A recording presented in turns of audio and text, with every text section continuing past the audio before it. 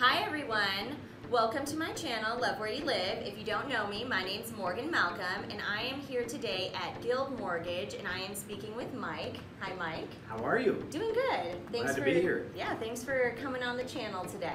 Thanks for having me. So we're going to talk about some mortgage stuff and I would like to just interview Mike today. So tell me a little bit about yourself. How long have you been in the industry?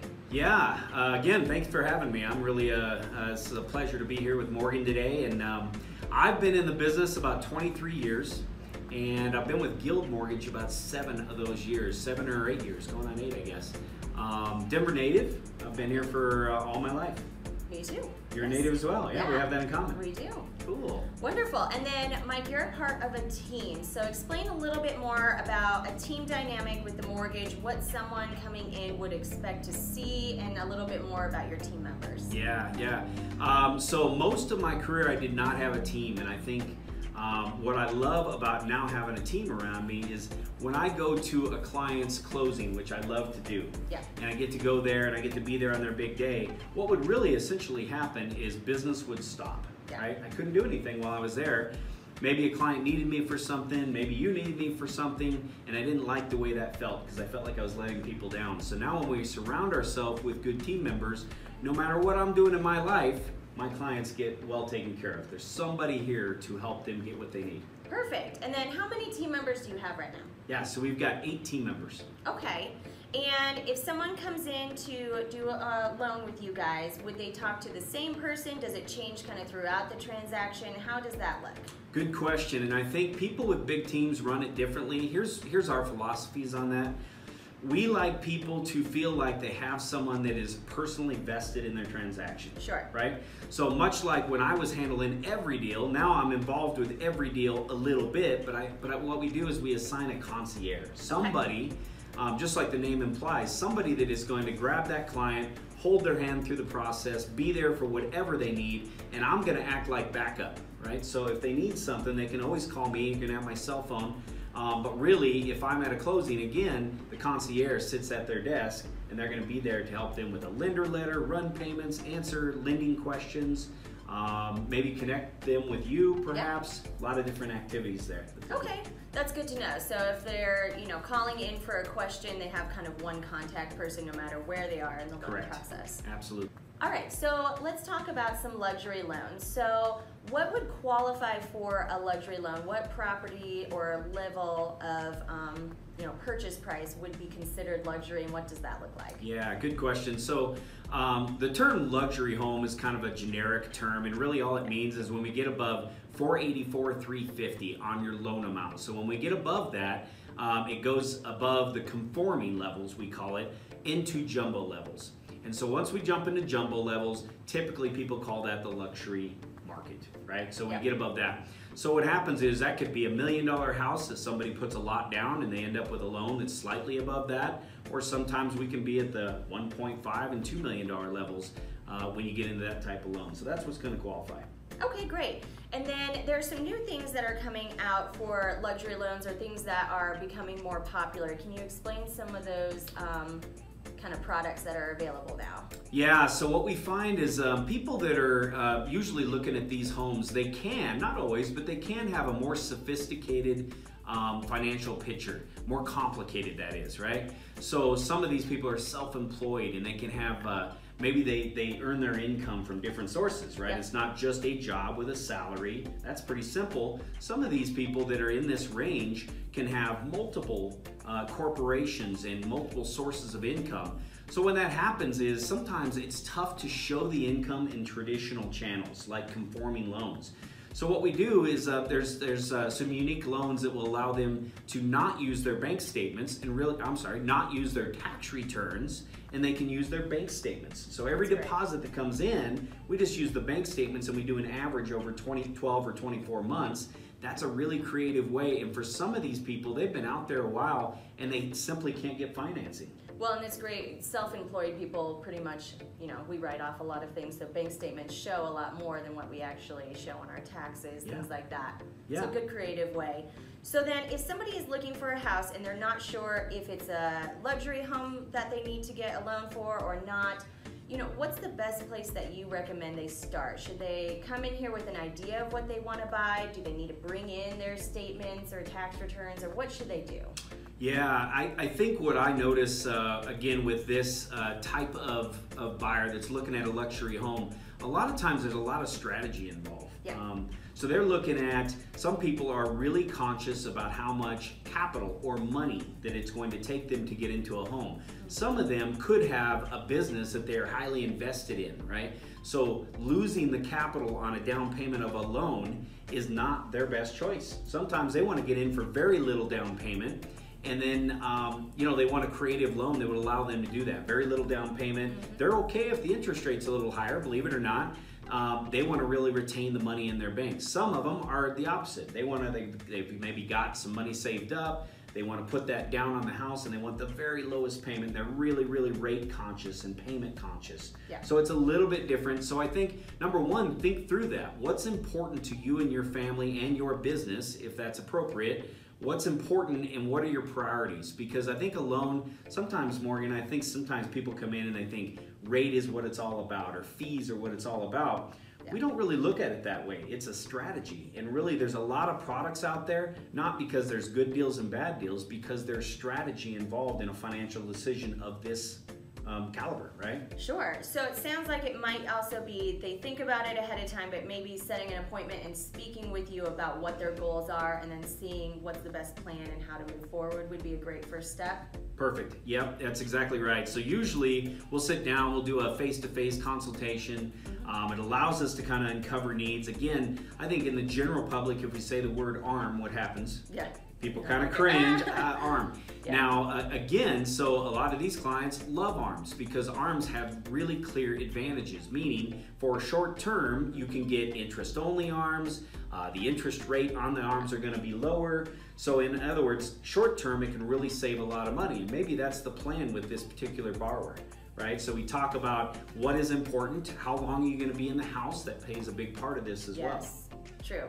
Okay, great. And then what would be the best way? Is it great for them to go on your website first? Should they call in to set appointments? What's the easiest way to get an appointment with you? Yeah, definitely. I think what I would really encourage is you can go to the website. I like phone calls. I'm kind of old school, I guess. I like to talk with people. Yep. And I think particularly, again, we're talking about luxury buyers, and we kind of define that. With this type, I mean, it's good for every client, but I think with this client, it can be more complicated. So I think just sitting down and looking at the papers and understanding all the details of their financing, that just can't be done by a website, and it can't be done over the phone a lot of times. You got to sit down and look someone in the eye and really understand what they're after and understand their financial picture, which can be pretty complicated. Yeah. Okay, and I will link below all of the contact information to get a hold of Mike and all of his team here, so you can just go below and then you can set appointments that way. You just mentioned, going through some papers. What would you say on that first appointment? Would you tell them on the phone what you want them to bring in, or is there standard things that they should bring? Yeah, a lot of times we do end up needing tax returns with these kind of things, and so I would recommend just know where your tax returns are. If you are an S-Corp, then we're going to be looking at your K-1s, which is how the income from the S-Corp transfers to the personal tax return. So 2 years personal, 2 years corporate, 2 years K-1s. If there's any W-2s, I would say we'd start there. Bank statements or wherever you're going to come up with a down payment is really helpful. So be clear where you want to pull that. If it's in an investment account, knowing how long it's going to take you to access that money is really something to kind of do a little research on. If it's coming out of your checking, last couple months of bank statements is good to bring, so we can take a look at that. Just make sure that the capital is there and it's available. Okay. And even if it's not, there's ways we can advise them and kind of help them walk through that and figure out how to overcome that. And that's kind of the same as if they're doing the bank statement loan, they need to bring those bank statements for that too, or should they just bring everything and kind of you go through it all? Yeah, I'll be honest, it's a whole different set of paperwork. So usually we're going to go down the tax return route because that's typically going to be the very best deal for their family. Okay. Right? So we're going to go there. let's say that we get to it and we just decide, gosh, let's say they make certain amount, but they have write-offs and things, right? We've run into that before. They write off some things in their business, perfectly legal. That's the right thing to do. But when it's all done, there's not as much income as we need to qualify this borrower. Yeah. It's at that point, at the personal consultation, I might say, hey, this may not be the best way to go with your personal situation. So now let's look at the bank statement loan. Then we got to get 12 months of bank statements, which is a whole different thing. And then we literally throw out the tax returns. Okay. Just get rid of them. And then going through the loan process for one of these luxury loans, is there anything different that you want to talk about than a traditional loan that would happen? Do they take longer? Do you need 2 appraisals? Anything like that that they can expect is a little different if you're going through this? Yeah, I think when you go over that limit we spoke about at the beginning, and you kick into what we call the jumbo market, so now things do get a little bit different. It's not a lot. Like rates might be slightly higher. Underwriting guidelines are going to be slightly different. For example, you mentioned appraisal. Yeah, sometimes we need 2 appraisals, right? Yes. They want to make really sure that the collateral is going to be good and it's going to be right. So they might get 2 opinions. That's what they're doing there. Yeah, I think in terms of bank statements and pay stubs and things like that, sometimes with a traditional, a conforming loan, maybe we only need 1 pay stub. But here we might need 2. Maybe we only need 1 month of bank statements. Here we might need 2 or 3. There's just slightly different guidelines. So I think your question is a really good one. How much longer does all that take? Typically, we're closing in about 30 days. Okay. I think we're pretty good at that, and everything's in-house, so we have some advantages that let us kind of move through that a little quicker. But if I'm going to advise you as a real estate agent, how do we set a good expectation? Yeah. I'm probably going to say, do it 45 days. And then if I can do it in 30 or 35, now I've blown everybody away and everybody's super happy. Yeah, and we move it up and not have to try to push everything out. That's harder. Okay. For sure. And then anything else about your team here and how you guys work? You said it's all in-house. What else makes you guys stand out and makes you a little different than, say, someone else? Yeah, I think there's a lot of lenders to choose from out there. And I think, right now, there's so much online that someone can look online and think like, hey, it's all the same. I see this rate, isn't it all the same? It's really not. It's the experience that you go through. So our philosophies here at Guild on the Bowen team, we want to have sort of a high-touch experience. We want to call you a lot. We're going to communicate with you a lot. You're going to know how to get hold of us when things start to, sometimes they can go sideways. That happens, right? Yep. So sometimes if that happens, you want to be able to get your loan officer on the phone, get your agent on the phone, and work through the problem quickly and efficiently rather than sending an email and waiting for someone in a corporate office. Yep. So our philosophies are very high touch, very high communication. We want to take great care of people. And then I think, our operations here are set up to be that way as well. On the 10th floor of this building, we have all of our underwriters and all of our decision makers sit right here local. And I don't know if you've ever done loans downtown Denver and things. Sometimes some of those duplexes and things, they can get a little unique. Yes. And if an underwriter doesn't know the local market, it's a big problem. But if they do, it becomes a small problem that we fix very quickly. Sure. So there are very, very clear advantages to working with somebody local. Yes, definitely. And having worked with Guild and Mike's team here, it is really great to be able on the real estate side to have someone update you constantly of where the buyers are in the process, because some lenders just won't let you know, and that's when things usually fall apart, is because we didn't know there was a problem or we didn't know that documents weren't being turned in. And it's great having that communication because they do talk to their realtors a lot as well. So it's like any relationship. Any great relationship has to have constant communication, right? And clear communication. I think that's our philosophy, and we started doing that years and years ago. Calling at least once a week, even if there's nothing to tell you, just sets all 3 parties, the seller and the buyer and both agents. It really sets all those parties at ease, and they know where they're at in the process. So that just calms the nerves. This is an emotional purchase. Oh, it right? is. It is. It's stressful for people too. It's a lot of stuff goes into it. Yeah. Well, good. Well, I think that covers a lot about the luxury part. Is there anything else that you know coming up, any changes coming with that you can think of?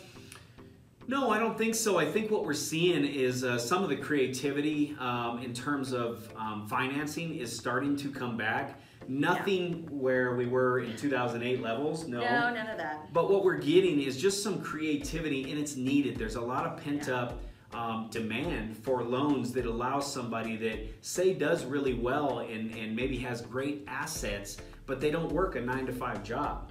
That's a borrower that we need out there in the market. These are great buyers. So now we're getting loans back to help those people. That's the bank statement loan that I talked about. And there's just different guidelines that are getting more flexible.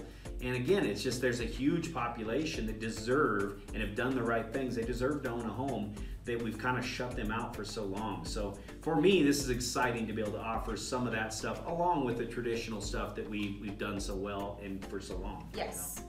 Well, that's great. Well, thank you so much for talking with me today. Thank you for having me. Yeah. All right, if you guys need anything, again, all of the contact information is going to be listed below, so you can go ahead and make an appointment and if you have questions or anything, give them a call. But if you need anything else, feel free to comment below and like the video. And if you haven't yet subscribed, make sure you hit that button and the notification bell so that you get notified when I upload new videos. All right, see you guys next time. Bye.